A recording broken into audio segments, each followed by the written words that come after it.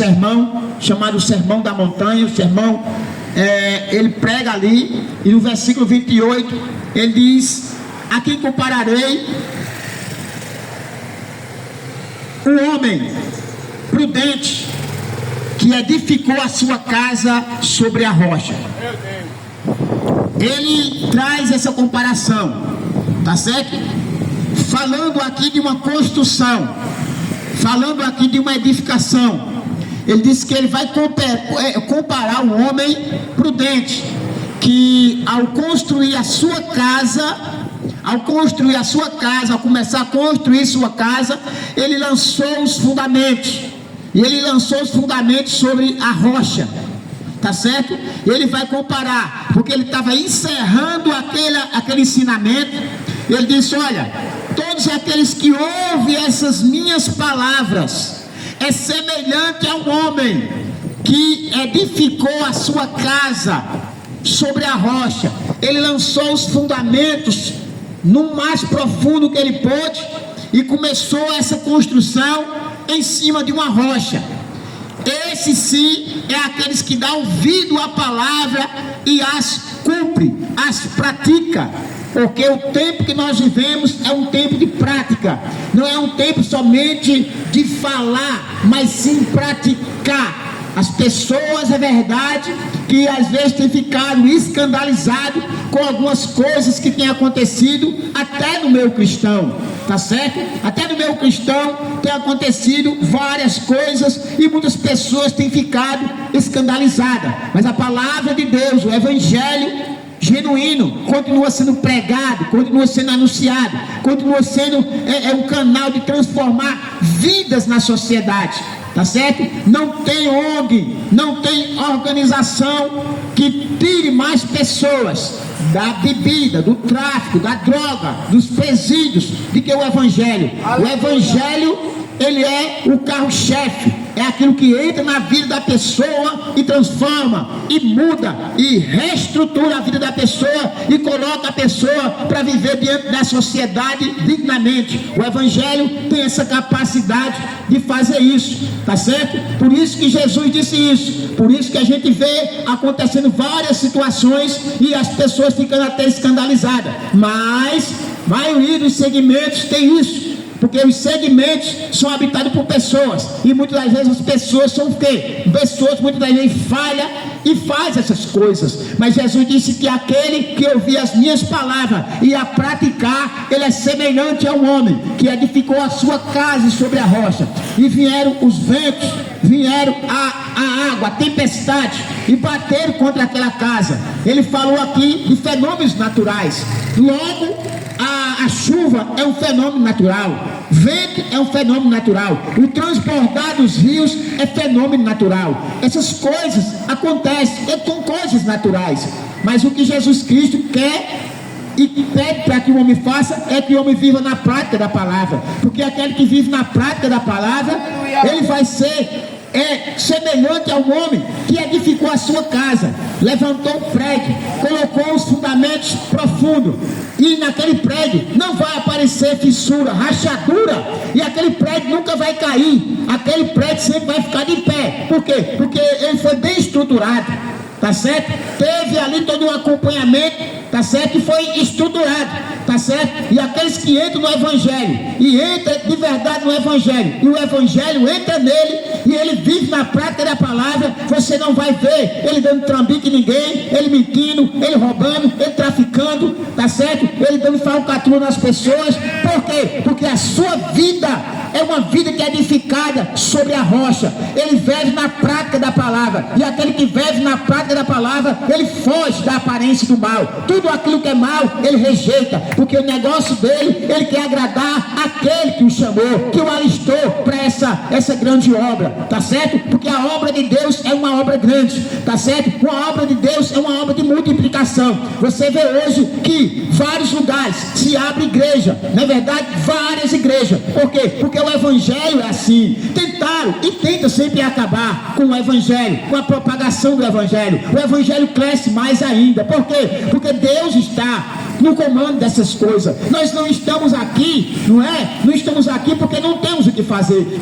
Estamos aqui é porque a gente temos o que fazer. E o que a gente tem o que fazer é isso, é trazer claridade para a sua vida, é trazer reflexão para a sua vida, para saber que Deus ama você. Deus ama você de uma forma que Ele disse que Deus amou o mundo de tal maneira que enviou o seu Filho unigênito para todo aquele que nele crê não pereça, mas tenha a vida eterna. Deus, Ele não tem prazer na morte das pessoas. Deus não tem prazer no mal. Deus não tem prazer na doença. Deus não tem prazer na briga, na discussão. Deus não tem prazer em nada disso. O prazer de Deus é ver os seus filhos sendo abençoados, as pessoas vivendo bem, tendo que comer, tendo que vestir, tá certo? Tendo a possibilidade de habitar no meio da sociedade sem nenhum pesar sobre a sua vida, porque Deus, Ele traçou tudo isso para a vida do ser humano. Agora o ser humano, ele entra por caminhos indesejáveis, tá certo? E nesse caminho indesejável, aí ele vai muitas das vezes parar aonde Deus não quer que ele pare. Mas o desejo de Deus, o plano de Deus, a obra de Deus na vida do ser humano sempre foi o melhor, tá certo? Deus é um Deus bom. O diabo quer pintar isso e quer mostrar Deus como um Deus mau. Se Deus existe, e por que tanta coisa acontece? Se Deus existe, por que nasce uma pessoa cega? Se Deus existe, por que nasce um paralítico? Se Deus existe, por que eu sou doente? Se Deus existe, não tem nada a ver uma coisa com a outra. Cada um traça o seu plano, cada um traça o seu projeto, tá certo? As coisas que acontecem aqui que são mal é devido ao que aconteceu lá atrás do pecado, tá certo? A Bíblia diz que por um homem entrou o pecado no mundo, e por causa do pecado a morte. E para acontecer a morte tem que ter alguma coisa, tá certo? Alguma coisa tem que acontecer, uma doença, um acidente, alguma coisa tem que acontecer para que se morra. Quer dizer, aquilo é algo que é traçado pelo adversário, pelo inimigo, não por Deus. O desejo de Deus é vida, e vida com abundância. Ele disse: eu vim trazer vida e vida com abundância. Logo, no plano original de Deus não tem mal. O plano original de Deus, bênção, prosperidade, abençoada, você dormir e acordar tranquilo, sem precisar, tá entendendo, de coisas paralelas para que você seja feliz, tá certo? Portanto, o evangelho é claridade. O evangelho é, na verdade mesmo, é o segmento. A Bíblia, essa que eu estou aqui com ela agora nas mãos, a Bíblia é a bússola. Tá certo? A Bíblia é a bússola. É o livro mais lido, mais publicado, mais vendido e mais considerado. Os cientistas lê a Bíblia, tá certo? Nós sabemos que a nossa lei, a lei que vigora no nosso país, tá certo, meu irmão? Que é a Constituição brasileira. A Constituição, muitos parágrafos foi tirado daqui da Bíblia. A Bíblia é isso. A Bíblia é o sustentáculo, tá certo? A Bíblia é a palavra de Deus, escrita pelo homem, mas inspirada por Deus, tá certo? Agora, os próprios mandamentos foram escritos pelo dedo de Deus. A Bíblia, ela é aquilo, aleluia, que dá o norte para a vida da pessoa, tá certo? Seria injusto da parte de Deus, escute só, seria injusto da parte de Deus colocar pessoas aqui na terra e não dar uma direção. Meu Deus! Sim ou não? Seria injusto da parte dele. Deus coloca o homem aqui e não dá uma direção, não dá um norte, não explica nada. Já pensou? Você é colocado aqui e para você se deslocar agora para outro lugar, e você não sabe o nome da rua, você não sabe o bairro, você não sabe nada. Como é que se chega lá? Como é que se chega lá? Hoje, graças a Deus, nós temos o GPS. A gente coloca a localização e vai dar na porta, chega naquele lugar. Mas para isso, nós temos que ter o GPS. Portanto, o GPS de Deus para a vida dos homens, o GPS que liga o homem a chegar à salvação e à vida eterna, é a Bíblia, é a palavra. E a pessoa diz: mas eu leio, mas não entendo. Com certeza que você não vai entender, porque ninguém nasce entendido das coisas. Quem é que nasceu já dizendo papai, mamãe? Quem nasceu aqui já andando? Quem já aqui nasceu sabendo das coisas? Ninguém nasceu. Somos produto de alguém, de algo. Somos espelho ou somos espelhados por alguém, tá certo? Por isso que se tem igreja, por isso que se tem a Bíblia, por isso que se tem a pregação. Para quê? Para que a pessoa tenha um norte, para que a pessoa não se perca no caminho, tá certo? Porque o desejo de Deus é que a pessoa não se perca no caminho. A importância de Deus para o ser humano é que ele não se perca no caminho. E para ele não se perder, a Jesus Cristo disse: eu sou a luz do mundo. E quem me segue não anda em trevas. Meu Deus, é a claridade do Evangelho. Ele disse: eu sou a luz. E a luz, o que é a luz? Luz é aquilo que dá sentido às coisas. Se de repente agora houvesse um eclipse, tudo ficasse escuro, a minha camisa é azul clara, como era que você ia saber que a minha camisa era azul clara? Como era, diácono, que as pessoas iam ver que a sua camisa é amarela, se não tivesse a luz? Portanto, a luz é aquilo que dá sentido às coisas. Tá certo? Por isso que Jesus disse: eu sou a luz do mundo. Jesus veio para dar sentido à vida do ser humano. Tá certo? E o maior sentido do ser humano é para onde a gente vai. Esse é o sentido da vida. O sentido da vida é viver ela. Tá certo? Porque a vida é um dom de Deus. Portanto, com essas palavras, nós queremos encerrar esse momento tão maravilhoso, tão lindo. Talvez você amanheceu e não sabia que ia ouvir uma palavra de Deus para o seu coração. Mas Deus, Ele é um Deus de surpresa. Tá certo? Assim vai ser a sua vinda. Vai ser de repente, de surpresa. E a Bíblia mostra que nós temos que estar apercebidos. Como o nosso irmão falou aqui, como nós já cantamos, a respeito do arrebatamento. É a tirada do povo de Deus aqui da terra. Está entendendo? E você tem que saber dessas coisas. Onde é que você sabe? Na Bíblia. Porque quando você quer aprender a ler e escrever, para onde é que você vai? Para a escola. A igreja é a escola.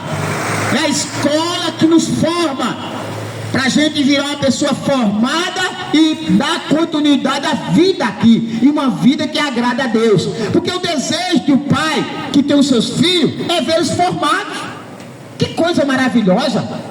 Tá lá os seus filhos, tudo formado. Chega a pessoa ciente, né? Chega ciente daquele orgulho: meu filho é formado, minha filha é formada, tá certo? Aqui trabalha, tal, é uma pessoa digna da sociedade. Coisa maravilhosa. Portanto, o desejo de Deus é que o povo que está aqui na terra seja também formado